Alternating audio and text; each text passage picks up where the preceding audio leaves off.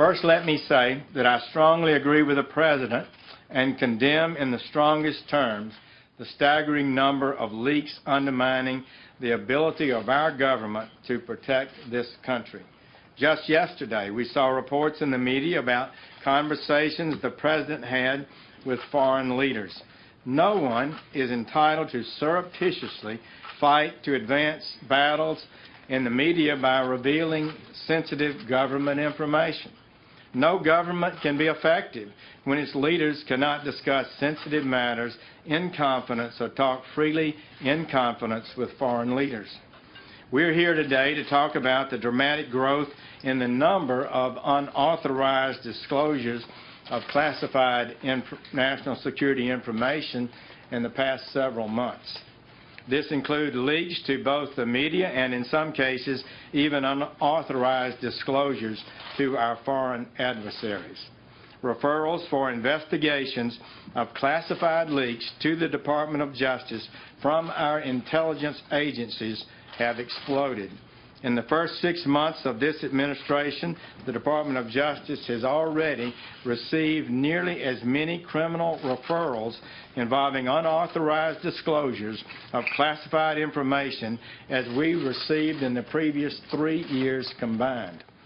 Classified information, by definition, is information that, if disclosed, would do harm to national security. As Director Coates will discuss, leaks are incredibly damaging to our intelligence mission and capabilities. Simply put, these leaks hurt our country. All of us in government can do better. The first requirement is for discipline within all our agencies of the government. To prevent these leaks, every agency and Congress has to do better. We are taking a stand. This culture of leaking must stop.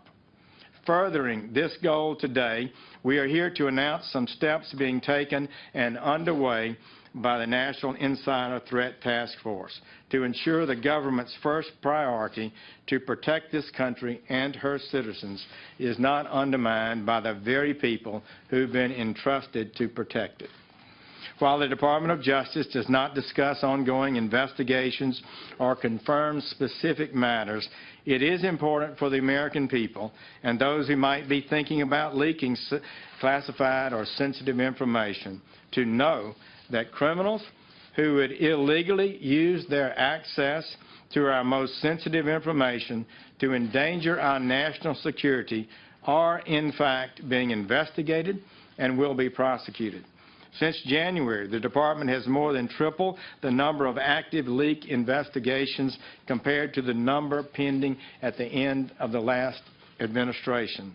And we've already charged 4 people with unlawfully disclosing classified material or with concealing contacts with federal officers. Soon after I arrived here in February, I initiated a review of our leak investigations and prosecutions. I reviewed how these cases were being referred and handled and was concerned with what I found. Too few referrals, too few investigations with the sufficient resources dedicated to them. I concluded the unprecedented rise in leaks required an increase of additional support for more investigations and to speed up existing investigations. Our system here relies on the intelligence community making a determination of whether classified material has been improperly handled or released and then sending referrals to us at the Department of Justice.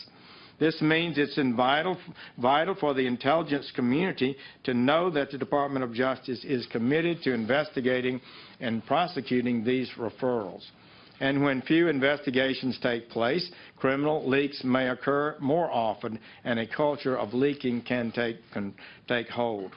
So today, I have this message for our friends in the intelligence community. The Department of Justice is open for business, and I have this warning for would-be leakers: don't do it. For the past several months, we've already made changes and are seriously ramping up our efforts.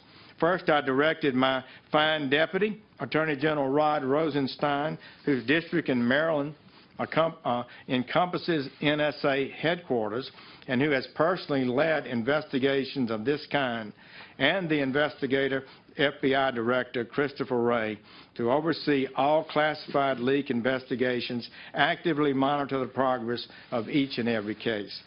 Secondly, I directed the National Security Division of the Department of Justice and our U.S. attorneys to prioritize cases involving unauthorized disclosures.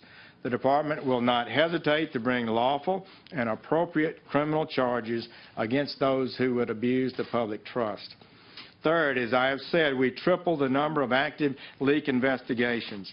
In response, the FBI has increased resources devoted to leak cases and created a new counterintelligence unit to manage these cases. Simultaneously, this department is reviewing policies that impact leak investigations. And I've listened to our career investigators, FBI agents and others, and our prosecutors about how to most successfully investigate and prosecute these matters. At their suggestion, one of the things we are doing is reviewing policies affecting media subpoenas. We respect the important role that the press plays and will give them respect, but it is not unlimited. They cannot place lives at risk with impunity. We must balance the press's role with protecting our national security and the lives of those who serve in the intelligence community, the armed forces, and all law-abiding Americans. Finally, here is what I want to tell every American today. This nation must end this culture of leaks. We will investigate and seek to bring criminals to justice. We will not allow rogue anonymous sources with security clearances to sell out our country.